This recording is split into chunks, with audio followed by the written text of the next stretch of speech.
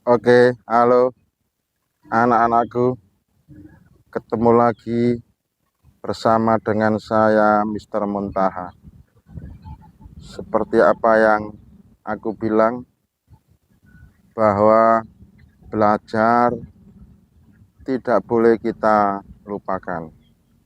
Waktu kita gunakan untuk belajar ya, karena belajar ini merupakan satu usaha kita, bagaimana kita bisa mendapatkan ilmu pengetahuan.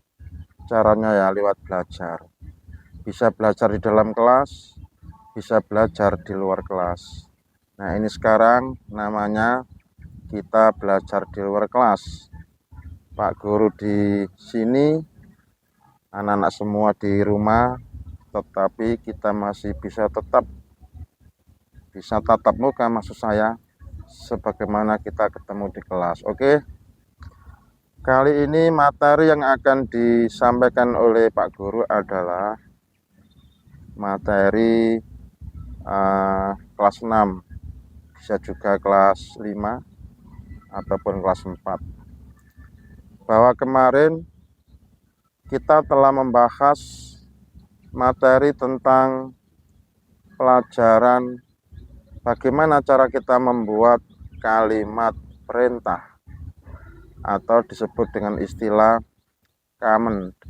Nah, sekarang kita bahas kebalikannya, yaitu materi prohibition. Apa itu? Yakni kalimat larangan.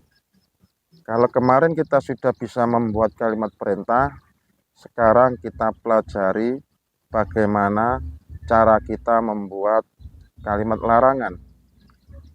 Apabila kita ingin melarang seseorang untuk melakukan suatu tindakan, melarang seseorang supaya orang itu tidak melakukan suatu aksi, suatu kegiatan, maka ungkapan atau kalimat yang akan kita gunakan adalah berbentuk kalimat larangan. Nah, untuk itu kita harus paham bagaimana cara memproses, bagaimana cara membuat, bagaimana cara menyusun agar kalimat larangan itu bisa kita ciptakan, agar kalimat larangan itu bisa kita buat dan kemudian kita jadikan sebagai bentuk ungkapan, yaitu digunakan untuk melarang seseorang yang hendak kita larang. Oke, langsung saja kepada teori. Sebenarnya mudah, sama teorinya dengan membuat kalimat perintah.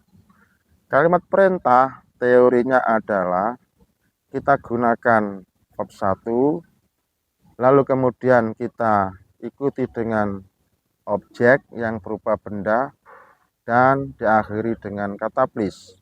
Itu cara membentuk kalimat perintah.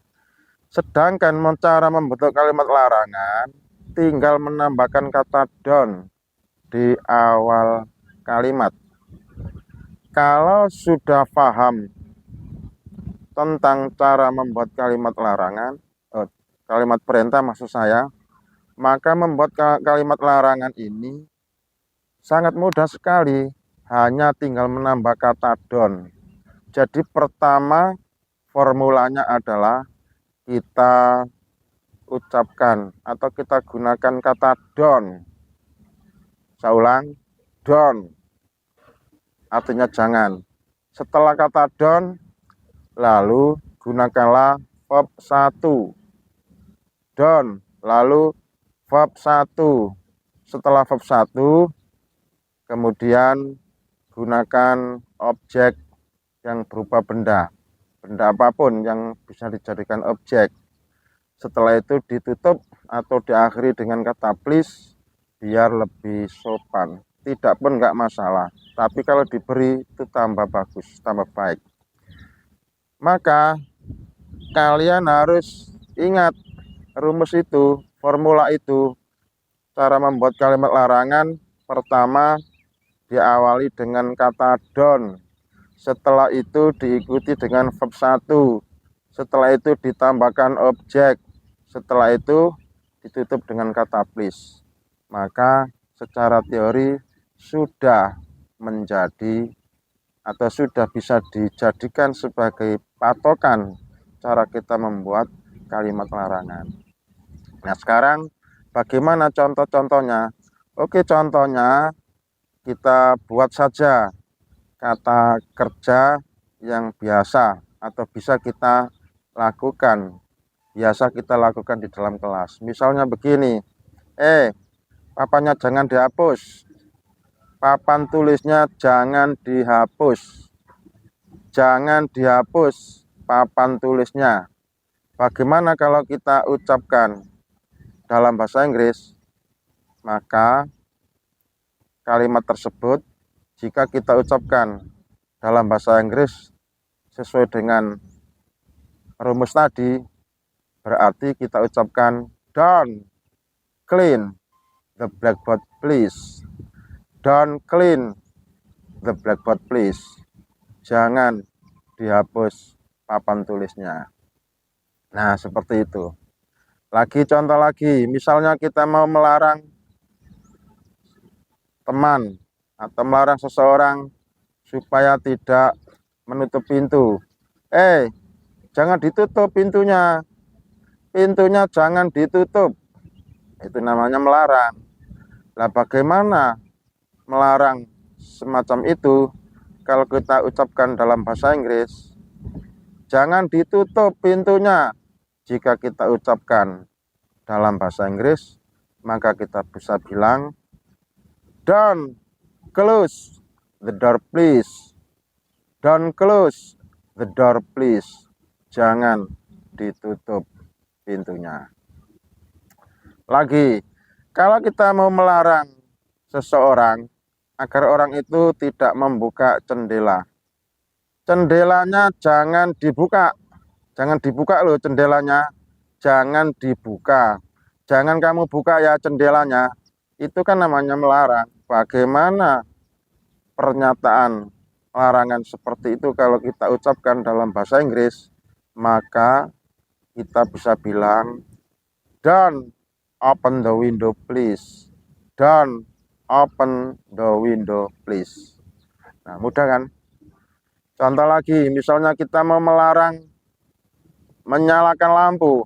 Jangan dinyalakan lampunya. Lampunya jangan dinyalakan.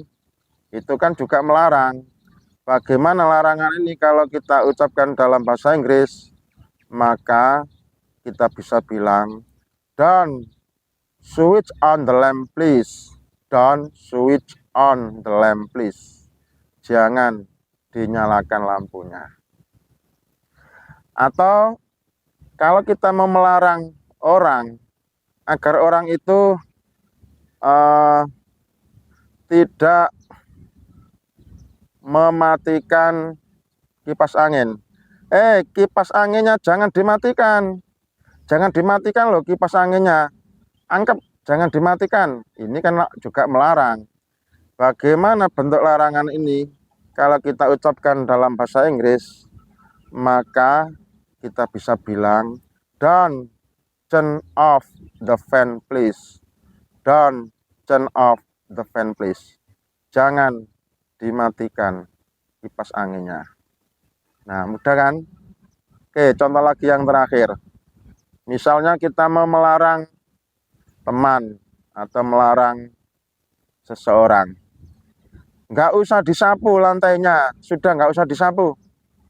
Jangan kamu sapu lantainya. Sudah bersih, nggak usah disapu. Itu kan namanya melarang. Nah, bagaimana ungkapan seperti itu?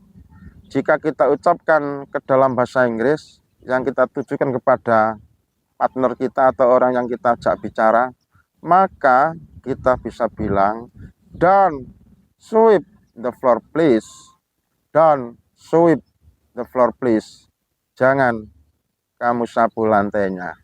Nah, sesuai dengan formulanya kalimat larangan kan diawali dengan don't, kemudian sweep itu verb 1, kemudian floor itu namanya objeknya, kemudian please itu namanya kata penutupnya. Sehingga kita bisa bilang don't sweep the floor please, jangan disapu lantainya. Masih banyak lagi contoh-contoh yang bisa kita pakai atau gunakan di kelas. Misalnya, jangan minum di dalam kelas. Bagaimana kalau kita ucapkan dalam bahasa Inggris? Mudah, kita bisa bilang don't drink in the class please. Don't drink in the class please. Jangan minum dalam kelas. Don't eat in the class please. Jangan makan di dalam kelas. Don't play in the class please. Don't play in the class please. Jangan bermain di dalam kelas, dan lain-lain. Masih banyak lagi contoh-contoh kalimat larangan yang bisa kita pakai atau kita gunakan sesuai dengan kebutuhan. Yang terpenting adalah sudah tahu cara buatnya, rumusnya, formulanya. Setelah tahu, menguasai konsep seperti itu, lalu kemudian kita harus menguasai pula banyak kata kerja. Hafalan kata kerja yang sebanyak-banyaknya, juga kata banda yang sebanyak-banyaknya, sehingga ketika kita mau melarang, membuat larangan, tidak ada masalah. Mudah sekali, karena bahannya sudah ada di otak kita. Nah, oleh karena itu, belajar itu penting, secara teori penting, lebih praktek. Dan tentu praktek itu nggak akan bisa berjalan kalau tidak didukung dengan penguasaan perbendaharaan kosakata bahasa Inggris yang banyak. Oke, saya pikir cukup.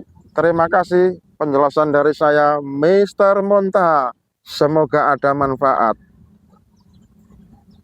Selamat tinggal. Goodbye and wassalam.